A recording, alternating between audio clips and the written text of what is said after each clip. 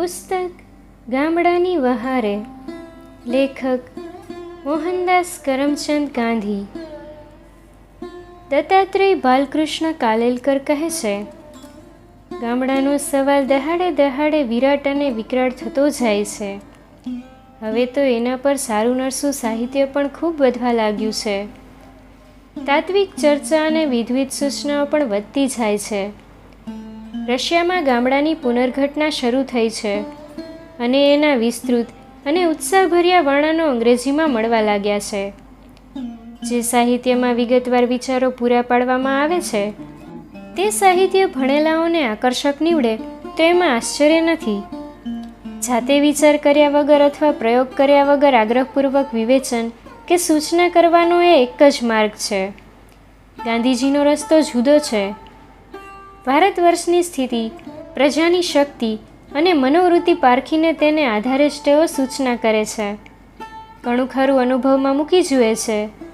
આપણા દેશમાં ચાલતા પ્રયોગો આસ્થાપૂર્વક નિહાળી આવે છે અને પછી જ પોતાની વાત દેશવાસીઓ આગળ રજૂ કરે છે. દુર્માર્ગ જોવા લોભ લગીર ન, એક ડગલું બસ થાય, એ વૃત્તિથી તેઓ કામ કરતા હોવાથી આ ગરીબ દેશમાં આજે કરવા જેવી વસ્તુઓ જ તેઓ સૂચવે છે. તેમના ઉપાયો પાયાશુદ્ધ હોવાથી દૂરવર્તી ભવિષ્યકાળમાં પણ હિતકર જ નીવડે છે. એમ આપણે એમની અત્યાર સુધીની પ્રવૃત્તિ પરથી જોઈ શક્યા છીએ.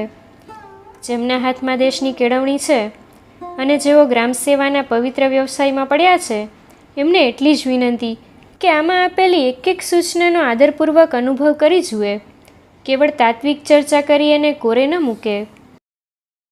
આર્ષવાણી. ગાંધીજી કહે છે, અંગ્રેજોએ અહીં પગલાં કર્યા તે અગાઉ હિંદ પોતાના લાખો ઝૂંપડાઓમાં કાંતતું તથા વણતું અને ખેતીમાંથી મળી રહેનારી પોતાની નાનીશી આજીવિકામાં રહેતી ખોટ ભરી કાઢતું. જીવાદોરી સમો આ હિંદનો ગૃહ ઉદ્યોગ માની ન શકાય એટલા નિષ્ઠુર અને અમાનુષ ઉપાયો વડે નષ્ટ કરવામાં આવ્યો. જેના બયાનો અંગ્રેજ સાક્ષીઓએ કરેલા છે. હિંદની અધપેટે રહેનારી આમ પ્રજા કેવી ધીમે ધીમે મૃતપ્રાય થતી જાય છે એની શહેરોના રહેનારાઓને ભાગ્યે જ ભાળ છે. તેઓને ખબર નથી કે તેમને ભોગવવા મળતા ક્ષુદ્ર એશો આરામ તેઓ હિંદને ચૂસનારા પરદેશી મૂડીદારોના ઘર ભરવા જે મહેનત કરે છે તેની દલાલી સિવાય બીજું કશું નથી.